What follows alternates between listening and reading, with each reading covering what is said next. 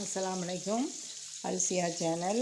அல்சியா சேனலில் டுடே சமையலில் இன்றைக்கி நவரை மீன் பொரியல். இன்றைக்கி நவரை மீன் வறுக்கிறேன். அதுக்கப்புறம் பப்பாளி பழத்தை விட்டணும். ரசம் வச்சு ஒரு கேரட் பொரியல். சிம்பிளான சமையல். நான் உங்களுக்கு இந்த மசாலா எப்படி என்னென்ன வச்சு தடவணுங்கிற எல்லா வீடியோ நான் என்னுடைய வீடியோவில் போட்டிருக்கேன். அதுக்கப்புறம் ரோஜா நேற்று ஒரு கல்யாண வீட்டுக்கு போனோம். ரோஜாப்பூ கொடுத்தாங்க. அந்த காம்பை இப்படி நட்டி வச்சுருக்கேன்.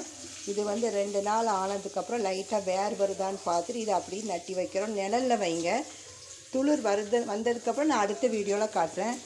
மாடி தோட்டத்துக்குள்ள கழனி எல்லாம் ரெடி பண்ணி வச்சுட்டேன். கவுண்டர் டாப் மட்டும் க்ளீன் பண்ணணும். வச்சு எல்லாம் க்ளீன் பண்ணியாச்சு. அடுப்பை ஆஃப் பண்ணியாச்சு. பாருங்கள், இந்த சங்கராமியில் நிறைய முள் இருக்கும்.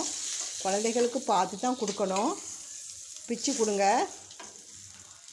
பாருங்கள், ஃப்ரெஷ்ஷு மீன். இப்போது நான் உங்களுக்கு காட்டுறேன். டைனிங் டேபிளில் சாப்பாடு வச்சாச்சு. அதுக்கப்புறம் என்ன சமையல், கரண்ட் இல்லை, அதான் லைட் வெளிச்சம் இல்லை.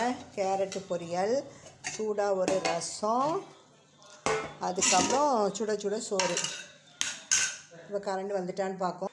பாருங்கள், சோறு, ரசம், கேரட்டு பொரியல், சுட சுட சங்கரா மீன்.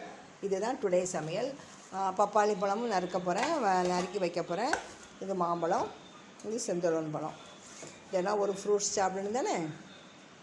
அந்த சமையல் பிடிச்சிருந்தா லைக் பண்ணுங்கள். இன்ஷா அல்லாஹ் நாளைக்கு ஒரு வீடியோ போடுறேன். இன்றைக்கி அவசர அவசரமாக சமையல் முடிச்சிட்டேன்.